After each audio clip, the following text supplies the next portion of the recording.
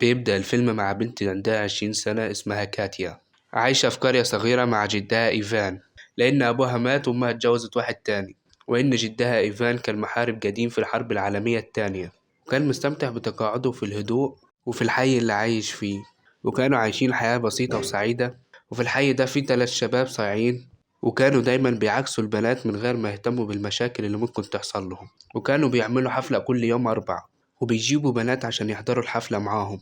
وفي يوم أربع ملقوش بنات عاوزة تيجي معاهم الحفلة بتاعتهم، وفي الوقت ده كانوا بيدوروا على أي بنت. وقتها بتقع عينيهم على كاتيا اللي كانت معدية قدامهم في الشارع. واحد من الشباب كان اسمه فديم، كان زميل كاتيا أيام المدرسة، ولما قال لهم إن هو يعرفها طلبوا منه إن هو يعزمها تيجي معاهم. فديم كان فاهم ليه أصحابه عاوزين كاتيا تيجي، ووافق على فكرتهم دي، ونزل مع إيجور وطلب من كاتيا تيجي معاهم الحفلة. كاتيا في الأول كانت مترددة، لكن هما قالوا لها إنها حفلة عيد ميلاد بوريس، وإنها الوحيدة اللي ممكن تفرحه. لكن هي رفضت تروح لأن جدها مستناها في البيت. لكن الشباب فضلت تلح عليها إنها تيجي معاهم، وفي الآخر وافقت تروح معاهم لمدة 5 دقايق وبعد كده هتمشي.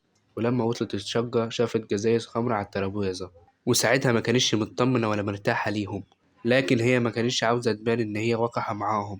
وبعد كده الشباب عرضوا عليها كوباية خمرة، لكنها هي في الأول ما كانتش عايزة تشرب، لكنهم أصروا إنها تشرب فاضطرت إنها تشرب. وقالوا لها إنها كانت شاطرة في الغنى أيام المدرسة، وطلبوا منها إنها تغني الإلجور. وفي نفس الوقت وهي مشغولة بالغنى، بوريس حط مخدر في الكوباية بتاعتها وهي مش واخدة بالها. بعد كده الشباب بدأوا يقربوا منها بشكل مش مريح، ففهمت كاتيا وقررت إن هي تمشي. لكن في الوقت ده حست بدوخة، وده بسبب المخدر. بعدها الشباب خدوها لأوضة تانية وحوطوها، ووقتها فهمت نواياهم، لكن هي ما كانتش قادرة تدافع عن نفسها.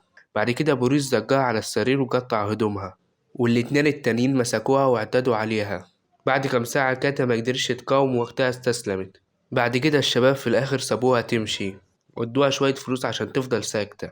كاتيا كانت مصدومة جدا لدرجة إنها ما قالتش أي كلمة، وخرجت ورمت الفلوس في الشارع ومشيت ورجعت على البيت. بعد ما خرجت فديم كان قلقان إنهم يدخلوا في مشكلة، لكن الاتنين التانيين كانوا واثقين إن محدش هيقدر يعمل لهم أي حاجة، خصوصا إن أبو فديم ضابط كبير في الشرطة وهيقدر يحميهم. بعد كده كاتيا وصلت البيت وقعت على الأرض وهي بتعيط، وفي اللحظة دي جدها لاحظ الكدمات اللي على رجليها وفهم اللي حصل، واتعصب جدا وقتها وسألها مين اللي عمل كده. ولما عرف إنهم الشباب دول جرى على شققهم عشان يعلمهم الدرس، وجاروا في الطريق وقفوا واقترح عليه إنهم يبلغوا الشرطة الأول. وبعد كده الشرطة اقتحمت الشقة وقبضت على الشباب، والضابط كان متضايق جدا ومتعصب وكان عاوز يضربهم. في الأول الشباب قالوا له إنهم ما عملوش حاجة، وبعد كده الضابط خدهم لقطة تاني عشان يستجوبهم، وهددهم إن هو يحطهم في السجن مع القتلة والمجرمين اللي اعتدى عليهم زي ما اعتدوا على كاتيا بالظبط. وبريس وقتها كان خايف، واعترف في الآخر إنهم جابوها البيت واعتدوا عليها. وفي الوقت ده أبو فديم العقيد نيكولاي وصل للمكان، وحاول يستخدم سلطته عشان ياخد الشباب لمكتبه ويحل الموضوع بنفسه. لكن الضابط قال له إن هم اعترفوا، وإن الشرطة لقت ورقة عليها دم كاتيا، وده يثبت إن هم مذنبين ولازم يتقبض عليهم فورا. لكن نيكولاي كان مصمم إن هو ياخد الشباب مكتبه، لكن الضابط قال له إن هو محتاج أمر قضائي عشان يعمل كده. بعد كده جه الضابط وقال لهم إن الشباب بيعملوا يوم للبنات كل يوم أربع، وإنهم اتصرفوا بشكل مشين مع كتير من البنات، والجيران كلهم طلبوا إن الشباب يدخلوا السجن عشان هم منحرفين. بعد كده نيكولاي اضطر إن هو يمشي، لكن هو كان مصمم إن هو يخرج ابنه من القضية دي. وتاني يوم الصبح إيفان قلق لما ملقيش كاتيا، ونادى عليها وردت عليها وهي كانت في الحمام، وقالت له إن هي مش قادرة تبص نفسها في المراية. إيفان ساعتها حس بالقلق على حفيدته، وما كانش عارف يعمل عشانها إيه عشان تتحسن، وكان عايز يتصل بالدكتورة اللي ساكنة فوقيهم عشان تكشف عليها. لكن كاتيا رفضت وقالت له إن هي مش عايزة حد يعرف اللي حصل لها، لكن هو قال لها إن كل الجيران عارفين، وده بسبب التفتيش اللي حصل من الشرطة ليلة امبارح. كاتيا كانت مرعوبة من الفكرة دي، ودلوقتي وبعد ما الكل عرف اللي حصل لها كانت مقتنعة إنها هتفضل طول عمرها معروفة بالبنت اللي تعرضت للاعتداء. حاول جدها إن هو يهديها، وبعدها جات الدكتورة وكشفت على كاتيا، وقالت للدكتورة إنها مريضة وضعيفة جسديا، ونصحته إنها تقعد في البيت وترتاح كام يوم. وبعدين إيفان عرف إن الشباب خرجوا من السجن، وده بسبب نفوذ وسلطة أبو فديم. وقتها إيفان اتعصب جدا، لكن هو ما استسلمش وكان مصمم إن هو يجيب حق حفيدته. وراح يقابل ضابط شرطة عشان يرفع قضية في المحكمة. لكن الضابط بيكون باين عليه واحد من اللي بيشتغلوا مع نيكولاي، وبيضحك على كاتيا وقال لها إن هي كانت لطيفة بزيادة مع الشباب، وقال لها إن هو متأكد إن هي راحت الشقة بمزاجها، وقال لها أنت عملت معاهم علاقات عشان واحد فيهم يتجوزك. كاتيا كانت محبطة جدا من كلامه ده، لكن ما قدرتش ترد. كاتيا بعد اللي حصل ده ما بقيش عندها قوة ولا إرادة تكمل في طريق العدالة، وكانت عايزة تنسى كل حاجة وتكمل حياتها. لكن إيفان كان عكسها، ما كانش عاوز يعدي الموضوع كده. وتاني يوم إيفان راح يدور على الشباب، وفي الوقت ده هما كانوا قاعدين في العربية، وفي الوقت ده راح واجههم وقال لهم إن هو حافظ وشوشهم وبعدين مشي. الشباب كانوا فاكرين إنهم محميين ومحدش هيقدر يعمل لهم حاجة، وما فكروش كتير في اللي حصل ده. لكن هما ما كانوش عارفين إن هما عملوا أكبر غلطة في حياتهم. وبعد كده إيفان راح لصديق ليه قاضي وطلب منه يساعده، لكن القاضي قال له إن هو المفروض كان يربي كاتي أكتر من كده عشان ما تبقاش عاهرة. إيفان اتصدم من كلامه ده وخرج وسابه فورا، وفي اللحظة دي قرر ياخد حقه بنفسه. وبعد كده إيفان راح لسمسار عقارات وباع بيته اللي كان بيقضي فيه أجازته بمبلغ 5000 دولار، وقرر إن هو يستخدم الفلوس دي في الانتقام. في نفس اليوم لما رجع البيت كاتيا قالت له إن نيكولاي زارهم واداهم ظرف فيه فلوس. وقتها إيفان اتعصب لما سمع الكلام ده، وراح لنيكولاي ورمى الفلوس في وشه. وبعدين كيتي قالت له إن خالتها سابت مفاتيح الشقة بتاعتها عشان يخلوا بالهم من الطيور بتاعتها وهي مش موجودة. ولما إيفان راح الشقة لاحظ إن شقة المجرمين قدامهم بالظبط، وفي الوقت ده قرر يستغل الموقع ده في الخطة عشان ينتقم من الشباب دول. بعدها إيفان راح السوق وقابل تاجر الأسلحة اللي كان عاوز يبيع له مسدس، لكن إيفان كان بيدور على بندقية قنص. ولما سأل التاجر عليها التاجر اتوتر وقال له أنا مش ببيع الحاجات دي. وإيفان كان ماشي، لكن تاجر تاني قرب منه وقال له إن هو سمع الكلام اللي بينهم، وقال له إن هو عنده السلاح اللي بيدور عليه ومستعد يبيعه له بسعر مناسب. وبعدين التاجر خد إيفان لمكان سري، والتاجر عرض على إيفان شوية أسلحة وكان فيها بندقية قنص، ولفت نظر إيفان فاشتراها. وقبل ما يمشي بيجرب السلاح على دمية وما بيفوتش ولا ضرب. وبعدين إيفان طلب من التاجر كاتم صوت، وده خلى التاجر يشك في إيفان إنه يستخدم السلاح في جريمة. ولما رجع البيت بالليل إيفان لقي إن أم كاتيا رجعت من تركيا مع حبيبها الجديد، وهي عمرها ما كانت موجودة في حياة كاتيا، وكانت دايما مشغولة بحياتها الشخصية وعلاقاتها بالرجالة.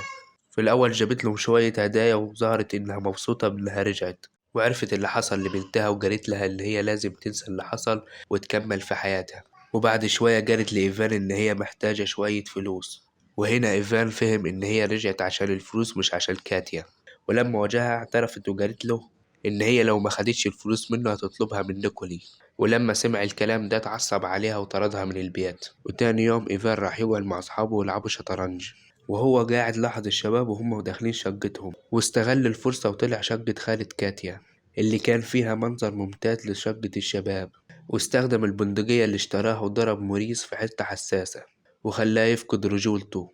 ولما نفذ خطته خبى السلاح ورجع لأصحابه كأن مفيش حاجة حصلت. والشباب التانيين خدوا بوريس على المستشفى بسرعة. وبعد شوية نيكولاي بيروح للشباب وبيسألهم ايه اللي حصل، ونيكولاي كان متأكد إنهم كانوا بيلعبوا بالسلاح وبالغلط ضربوه. لكن الشباب نكروا وقالوا إنهم كانوا قاعدين يتكلموا سوا، ونيكولاي حذرهم وقال لهم إن هم لازم ياخدوا بالهم من نفسهم لأنه شاكك إن في حد عاوز ينتقم منهم.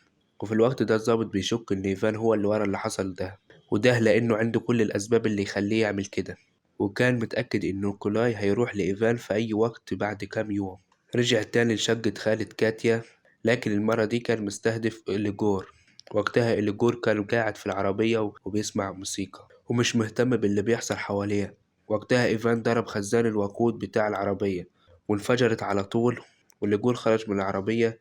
لكن وقتها النص اللي تحت كان مولع، والناس اللي حواليه حاولوا ينقذوه، لكن الحريق كان جامد لدرجة إن نصه اللي تحت اتحرق بشكل كامل، لدرجة إن هو مش هيقدر يمشي تاني. وفي الوقت ده نيكولاي كان متأكد إن ابنه هيكون الضحية الجاية، وحذر ابنه وقال له يخلي باله من نفسه، وطلب منه يحمي البيت كويس لأن القناص ممكن يظهر في أي لحظة. فديم كان مرعوب من الكلام ده وكان قلقان جدا. وفي الوقت ده الضابط راح لبيت كاتيا عشان يقابل إيفان ويتكلم معاه في الحوادث اللي حصلت دي، لكن في الوقت ده ما لقاش إيفان في البيت. وقتها قالت له كاتيا إن جدها بيروح شقة خالتها عشان يهتم بالطيور بتاعتها، الضابط عرف في الوقت ده إن شقة خالتها موجودة بالظبط قدام شقة بوريس اللي حصل فيها الحادثة. بعد كده الضابط خد مفتاح الشقة من غير ما كاتيا تاخد بالها، وراح الشقة عشان يتأكد من اللي بيشك فيه. وفي الوقت ده نيكولاي والشرطة الفاسدة اللي معاه راحوا بيت إيفان ومعاهم أمر تفتيش، وكانوا متأكدين إن هو المسؤول عن الحوادث دي، وعاوزين يلاقوا البندقية. وبعد ما فتشوا البيت كله ملقوش حاجة. وفي نفس الوقت خالة كاتيا وصلت وطلبت مفتاح شقتها، والشرطة وقتها طلبت تفتش شقتها هي كمان. إيفان كان قلقان لأنه مخبي البندقية هناك، ووراهم شقة خالة كاتيا. والشرطة وقتها فتشت كل ركن في الشقة، لكن برضه ما لقيوش أي حاجة. بعد كده نيكولاي ترجى إيفان وطلب منه ما يأذيش ابنه. إيفان قال له أصلا ابنك خد اللي استحقه، ونيكولاي خد كلامه بجد وحس إن ابنه حصل له حاجة، وجرى بسرعة على البيت عشان يشوف ابنه. بعد ما مشى قال إيفان إن هو ما عملش أي حاجة لفديم. ولما وصل نيكولاي البيت فضل يخبط على ابنه الباب ويطلب من ابنه يفتح له، لكن فديم كان مرعوب بعد الأيام اللي عاشها من الخوف، وافتكر اللي بره ده حد جاي يقتله، وضرب نار على الباب. فالضربة جات في نيكولاي، وفي اللحظة دي فديم كان باين إن هو فقد عقله، وده بسبب الأيام اللي عاشها من الرعب. وبعد كده الشرطة جابت له دكتور نفسي عشان يعالجوه، لكن فرصته في الشفاء كانت ضعيفة جدا. بعد كده الضابط طلب من إيفان يجيله البيت، ولما راح له البيت الضابط قال له إن هو خد البندقية قبل ما الشرطة تلاقيها، لأنه عارف إن الشباب دول هم اللي غلطانين، وإن إيفان عمل الصح. لكن الضابط بيحذره إن هو ما يعملش حاجة زي كده تاني. وبعد كده إيفان رجع البيت ولقى حفيدته كاتيا بتغني أغنية جميلة، وده معناه إن هي بدأت تتعافى من اللي حصل لها. ولحد هنا بيخلص فيلم النهاردة. لو عايز فيلم جديد اشترك في القناة وفعل زر الجرس عشان يوصلك كل جديد. وعاوز أقولك اللي من الآخر ملخص أفلام بيقدم